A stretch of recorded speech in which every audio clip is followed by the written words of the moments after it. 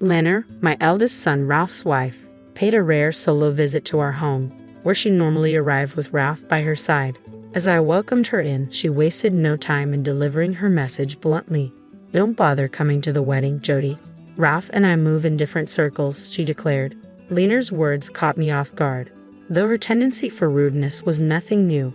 "What do you mean?" I asked, trying to make sense of her statement. Lena let out an exasperated sigh, her demeanor condescending. "I hate having to explain this to you. I graduated from a top university and work at the prestigious trading company where Ralph also works. You, on the other hand, went to some third-rate college and sell insurance. It's embarrassing to have someone like you in the family," she sneered. Irritated, I responded, "There's no shame in selling insurance, you know." Lena smirked dismissively. "Oh, is Jody upset now? How scary," she taunted. "In any case, the decision is made. Ralph will see things my way," she added, her smile turning malicious. Exhausted, I simply nodded. "I'm Jody, 65 years old, working in insurance sales for the same company since I graduated," I began.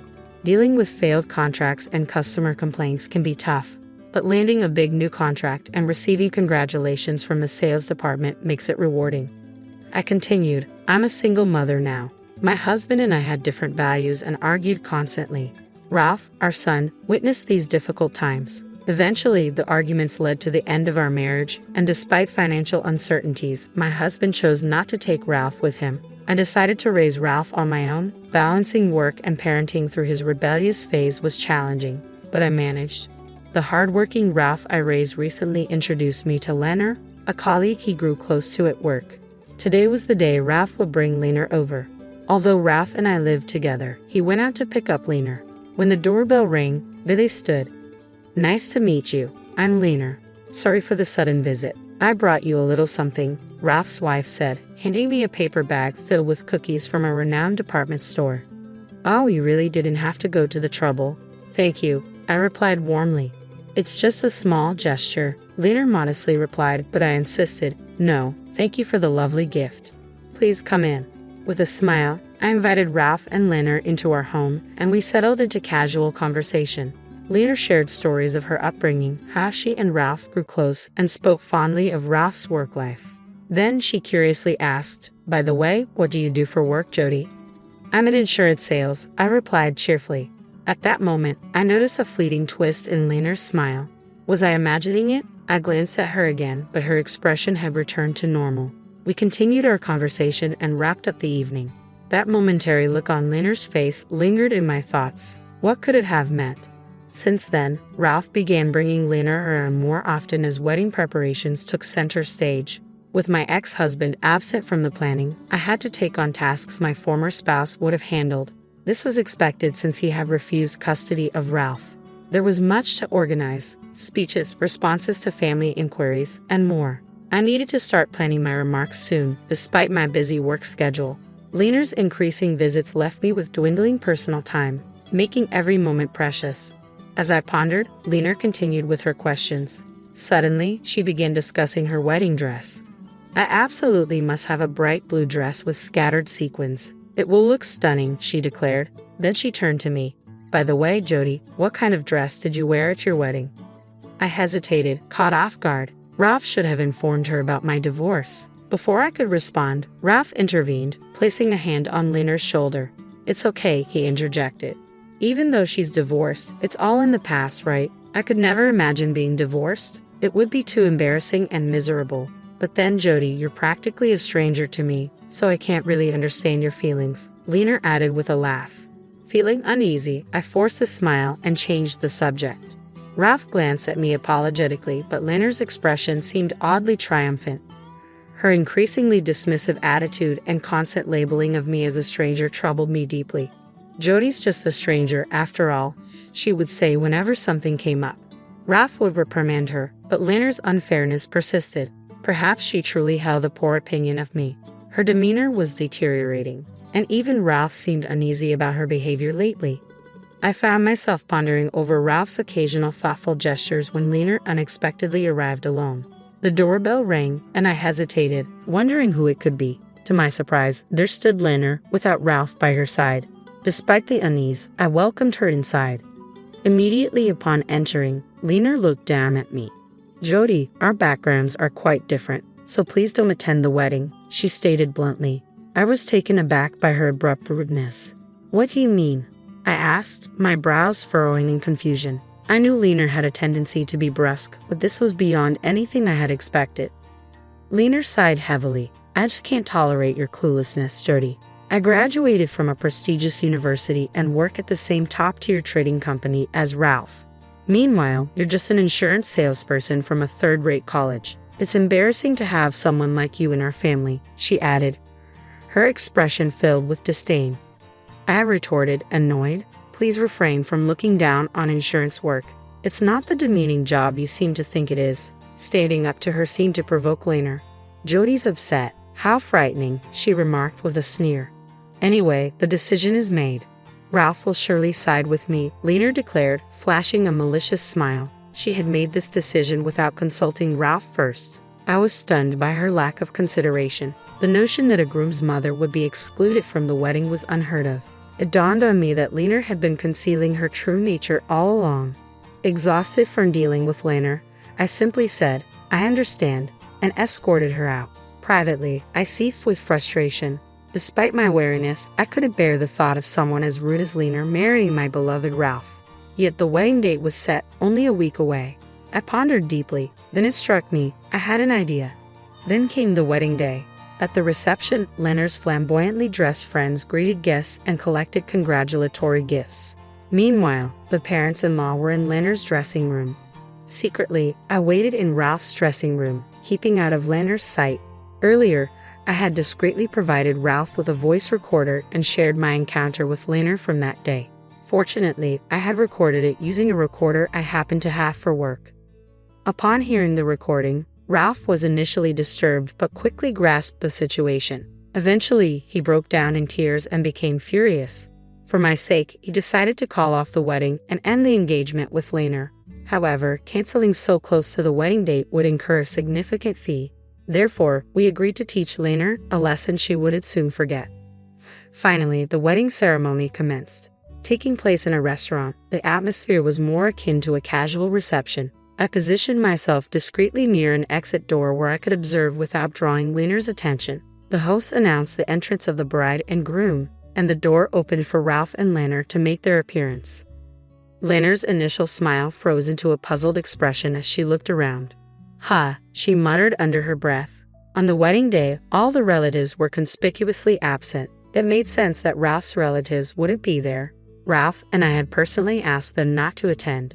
But Leaner's relatives were also missing. The seats designated for them sat empty, causing discomfort for the parents-in-law who scanned the room awkwardly, clearly perplexed by the situation. Even Leaner's friends appeared baffled, whispering among themselves as they noticed two entirely vacant tables. Sensing the tension, Ralph seized the microphone from the host and announced, "The wedding is canceled. Tonight, we'll simply enjoy a dinner party instead." His laughter filled the room. "What?" Leaner exclaimed in disbelief. But Ralph wasn't finished with his message to her. Amidst the chaos that ensued, he continued, "Today was meant to be my wedding day with Leaner by my side. However, Leaner has consistently treated my mother as a stranger and has been disrespectful to her. She even demanded that my mom not attend today's wedding. Here's the proof." Then, the audio recording from that day filled the hall. "Don't come to the wedding because Jody and I are from different social classes." Leaner's disdainful laughter echoed through the room alongside her words. Leaner's parents, Hugh and Tiana, seemed shocked upon hearing the reason for my absence from the wedding. They turned to Leaner with shaken voices, asking, "Leaner, what is this about? Surely this isn't true. You wouldn't say such hurtful things, would you?" Their faces displayed a mixture of confusion and anger as they confronted Leaner, who stood frozen in her wedding attire, her face drained of color. Ralph calmly addressed Leaner. "Do you now understand why this has happened?" Leaner, visibly distressed, snapped back defensively, "How should I know?" The parents-in-law were too overwhelmed by the unfolding situation to respond. Seeing the silence, Ralph spoke up again, his voice carrying more urgency. "Then let the evidence speak for itself."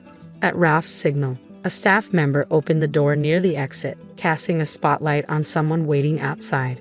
I stood before Ralph, Leaner, and their parents, feeling the weight of the moment. Lena's eyes blazed with fury as she directed her anger towards me. It's all your fault. You've ruined my wedding, you worthless old hag from some third-rate university and company. Lena's shout echoed in the room, her disheveled hair and partially ruined gown revealing her unraveling composure. Lena, what on earth are you saying? That's Ralph's mother. Hugh's voice boomed with reproach. Tiana, visibly upset, added tearfully, yes, Lena, that's terribly disrespectful. She couldn't hide her disappointment in her daughter's behavior. Before she could continue, I intervened firmly. Enough, Lena. I understand you don't like me, but I won't tolerate such disdain, especially from my potential daughter-in-law. Lena clicked her tongue in frustration, her true nature laid bare. I didn't realize you were like this, Lena. My opinion of you has plummeted, Ralph murmured, his disillusionment evident. Turning to Lena, I asked pointedly, do you wonder why your own relatives aren't here today? Lena looked away, indifferent. It's a shame. Your lack of empathy, Lena, is truly distasteful, I added, echoing her own hurtful words from our earlier confrontation. Lena glared at me, her expression contorted and difficult to bear. Ralph, too, seemed to be distancing himself from her. Enough of this already. You're being incredibly rude, Lena snapped, seemingly forgetting her own previous remarks. No, the one being rude is you, Ralph countered firmly, unable to hold back his frustration. Ha!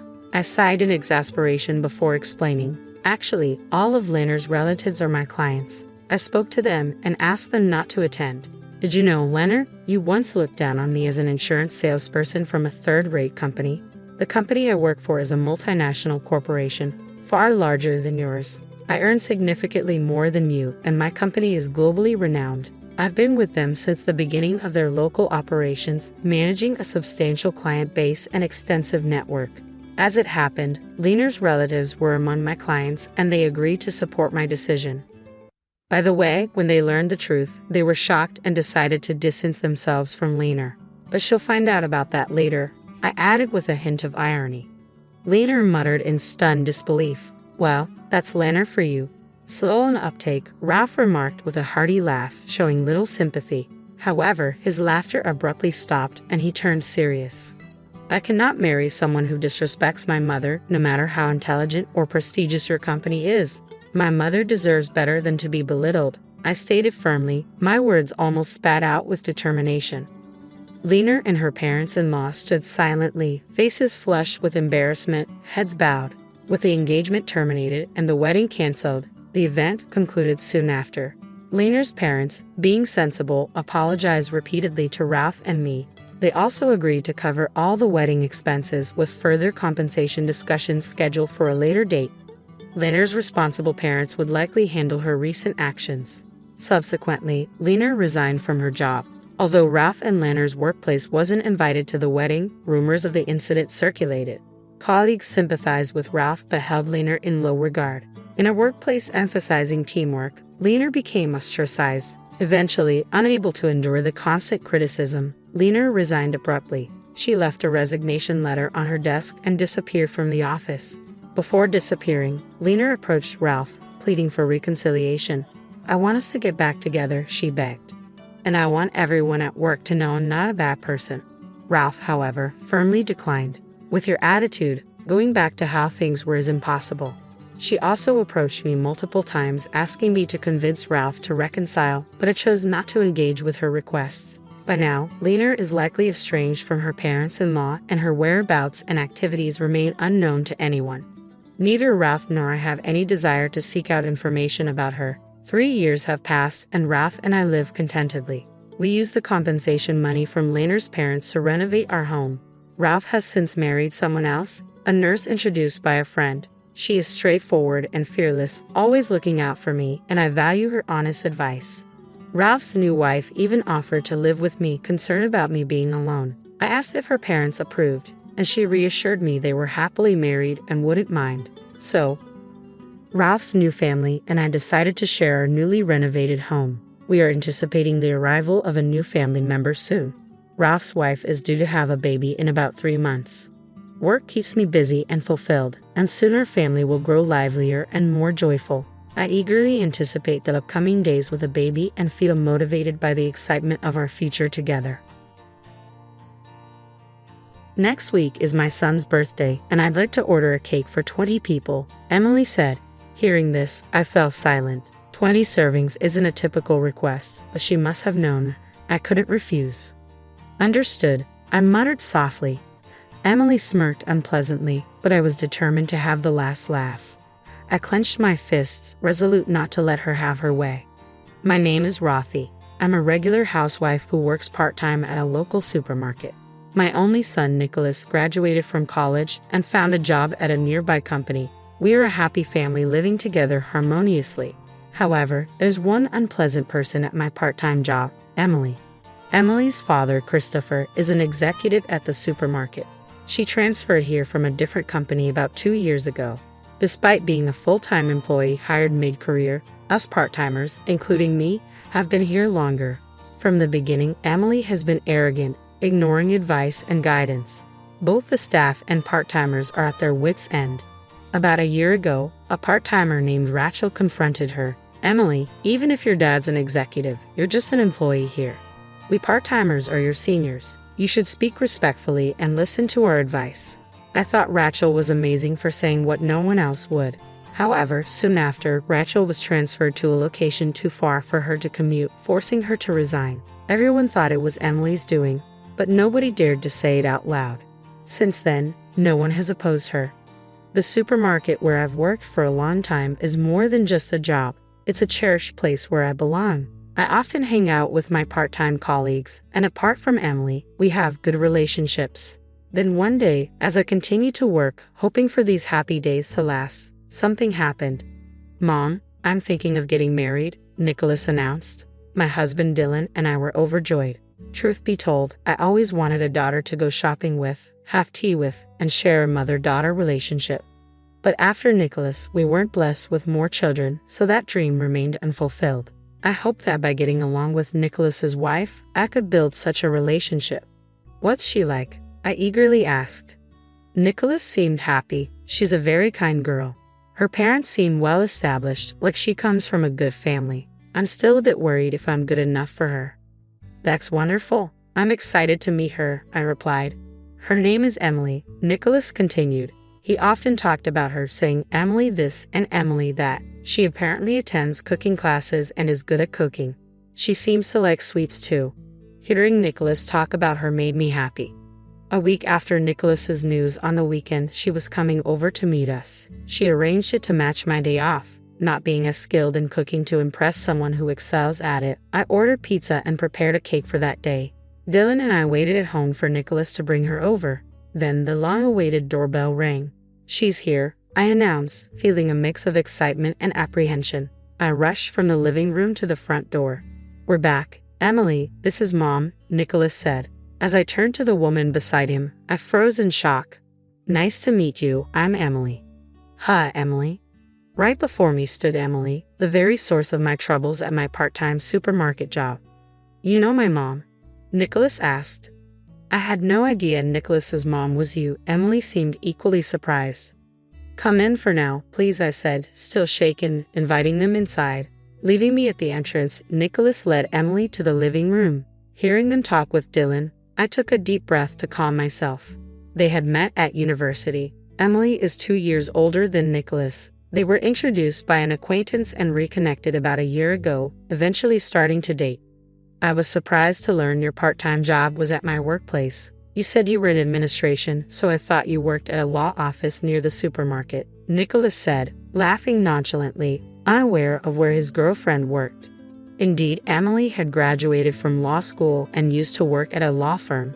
Nicholas must have assumed she continued working at a law office and never asked explicitly. We chatted around the pizza, the conversation mingling with the unexpected reality of our new connection. I could only force a smile, unable to accept the reality and wishing it was just a dream. I'm truly surprised to think you're Rothy's son. I've been under your mom's care at work, Emily said, feigning innocence as if she treated us part-timers as anything but slaves. That's not true. I'm sure everyone's grateful for someone like you. Mom always says she enjoys her job and that there are nice people at the supermarket, Nicholas said. That's nice to hear, I replied, though I never intended to include Emily in that group of good people. Naturally, I couldn't say such a thing. so I stood up. I'll go prepare the dessert. Emily, would you like coffee or tea? I wanted to be alone, my heart racing. I needed to calm down quickly. I'll help, Emily, she said suddenly, standing up, an unusual gesture from her considering our part-time job. It's okay, you're a guest. Please sit down, I insisted, but Emily walked to the kitchen. Dylan and Nicholas watched with smiles, so I sighed quietly. However, Emily didn't miss a beat. It's really surprising to think you'll be my mother-in-law. Yes, that's right. It will be easier to get along. Looking forward to it. What did she mean by that?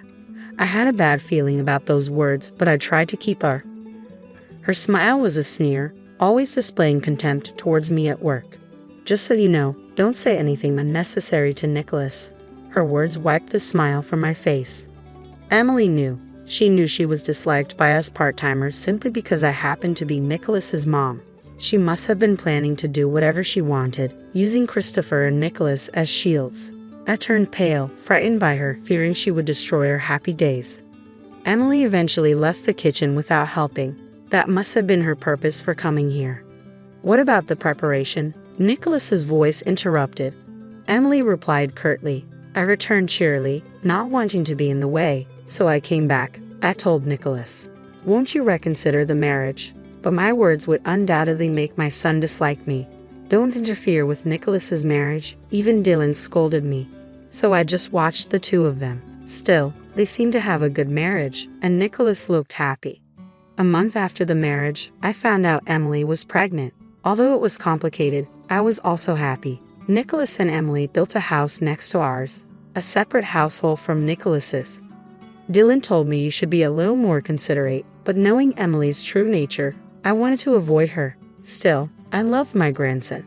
His name was Ethan, a lively boy I rarely saw, but I looked forward to hearing his healthy cries.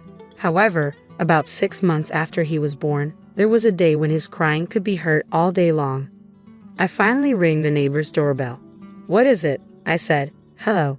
Probably because I was the one who called out, Emily, who seemed to have been asleep, came to the door. Knowing it was me, I was worried because Ethan had been crying non-stop. "Is everything okay?" I simply stated the reason, but Emily looked annoyed. "Are you saying I'm neglecting Ethan?" she retorted sharply. "No, that's not what I'm saying. I was just worried. If you're tired, I can wash him or help in any way," I hastily offered. But Emily didn't seem to hear. "Dealing with modern kids is difficult," she muttered dismissively. In the end, I was turned away, and Ethan kept crying. A few days later, Emily came to our house with Ethan in her arms. "Rafi, could you watch Ethan for a bit?" she asked unexpectedly. "Yes, of course," I replied, surprised by the sudden change in attitude. "What's this about?" I tried to understand the situation, but Emily left Ethan and his things at our house and departed. "Oh, Ethan's here," Dylan noticed from the entrance, happily taking Ethan from my hands and heading to the living room. I followed Dylan, carrying Ethan's belongings. Since then, Emily started leaving Ethan with us frequently from morning till night. It was like running a daycare alongside my part-time job. Emily was on parental. I did agree to watch him, but there's a limit. I talked to Dylan and Nicholas about it, but they don't seem to take it seriously. Eventually, I had to take time off work or ask Dylan to watch Ethan briefly so I could rush to and from work. However, interfering too much and upsetting Emily would be troublesome. Despite the difficulty, I enjoy and cherish my time with Ethan. Dylan also looks forward to Ethan's daily visits. Busy but happy, the three of us spent enjoyable times together. Half a year later, Ethan's first birthday was approaching, and I was pondering what to give him as his first present. In the past, birthdays meant inviting relatives for celebrations, but there was no invitation from Nicholas or Emily. They must be planning a modest family celebration. While looking at my phone and thinking this, I received a call. "It's Emily. What could it be?" I answered the phone suspiciously, as Emily usually didn't contact me. "Hello, Rafi. As you probably know, next week is my son's birthday, so I'd like a cake for 20. People were surprised by this sudden request. I was at a loss for words. "What do you mean?" I managed to ask. "Just what I said. We're inviting relatives for a celebration, so I'm asking for the cake. I plan to serve a meal, so I can't manage the cake too. Plus, I thought I'd give you a chance to show off." Aren't I kind? Emily's words filled my mind with question marks. We weren't even invited to the celebration, and a cake for 20 people is not something a regular person would request. Emily's relatives, aunts and uncles will be among the about 20 guests. Surely my employer at the supermarket and Emily's father-in-law, Christopher, will be there too, I thought, trying to make sense of the situation. I already told Dad that you will make the cake. It's a chance to show your good side. Who knows? You might get promoted to a full-time position, Emily said mockingly. I don't aspire to be a full-time employee, I replied quietly. As a part-timer, I shouldn't worry so much, but I couldn't forget Rachel, who was driven to resign. I told myself I must avoid being pushed into quitting. Emily's words are like knowing I couldn't refuse, knowing she was exploiting my weakness. Cakes are easy. I'm more experienced in cooking, so I'll give advice, she said presumptuously, more than I had anticipated. Reluctantly, I agreed. All right, but with 20 people, maybe you should reconsider serving individual portions or using a large platter, I suggested. Ha? I'm the senior here. I'm not asking for advice. And what do you mean, okay? Can't you speak more respectfully? Emily retorted sharply. What kind of person is she? I held back my words, muttering quietly, understood. I could imagine Emily's smirking face on the other end of the phone, my frustration seeping through. She probably planned to ridicule me by presenting her perfect full course alongside my poor cake. But I wouldn't let that happen. I made a decision. Of course, Ethan was the star. I wanted to make his first birthday memorable, even though he wouldn't remember it. I started planning the cake design and went to a baking supply store for ingredients. Though I felt forced, I was also excited. Emily seemed annoyed by my amateur excitement.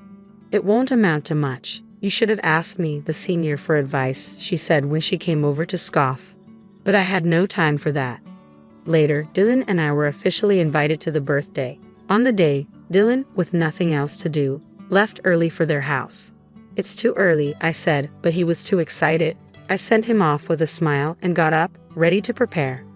I muttered, checking the time, when the doorbell rang.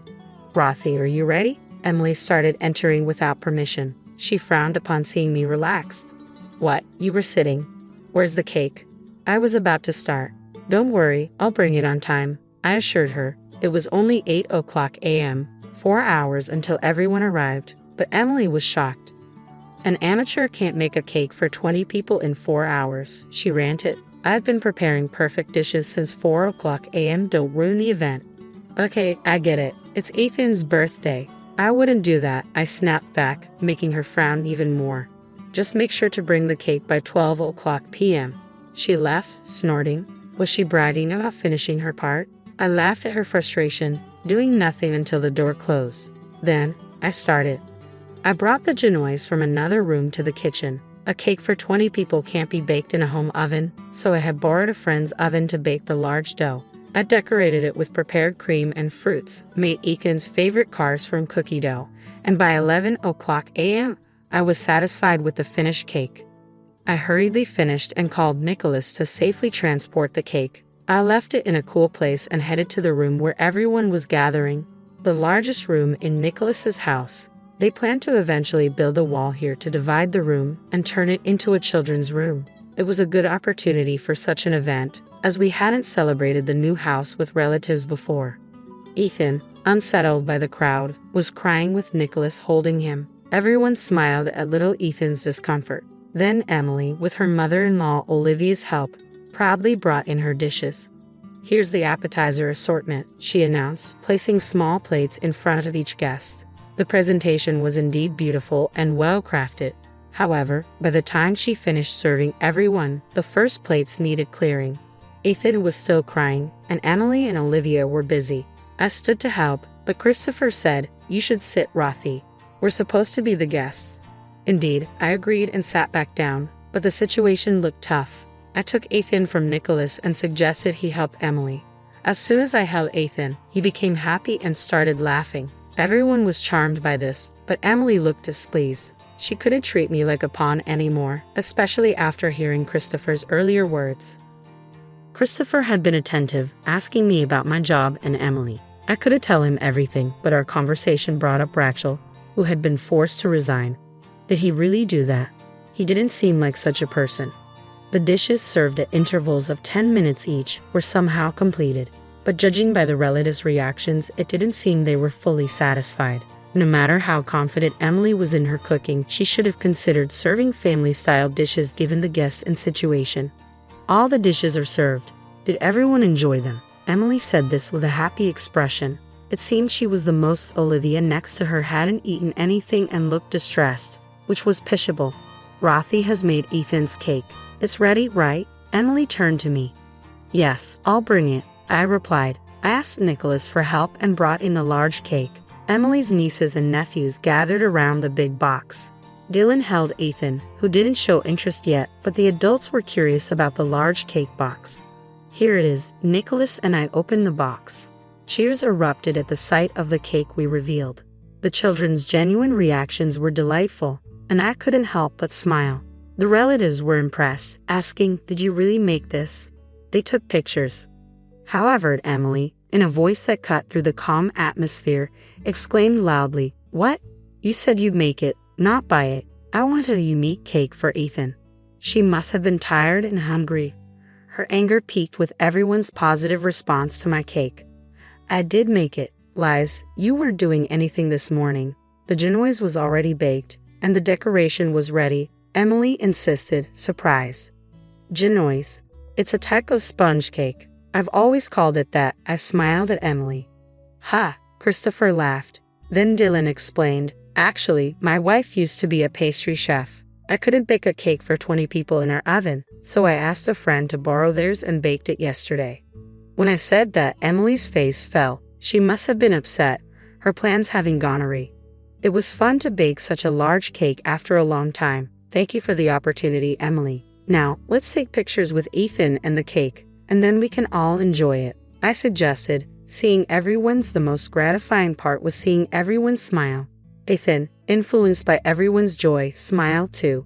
The group photo captured Emily's stained face amid everyone else beaming, a moment worth cherishing without any malice. While everyone enjoyed the cake, I held Ethan, who happily ate his own cake made of yogurt cream and banana pancakes. After seeing off the relatives and cleaning up with Olivia, I finally had a moment to relax.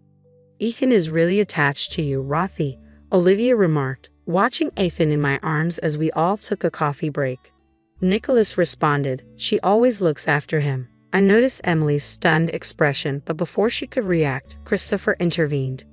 "What do you mean, always? Aren't you on parental leave?" Christopher's question caught Emily off guard. "Well, not always, just occasionally, like when I go to the hospital," Emily replied sheepishly. I gave a wry smile, unable to say anything.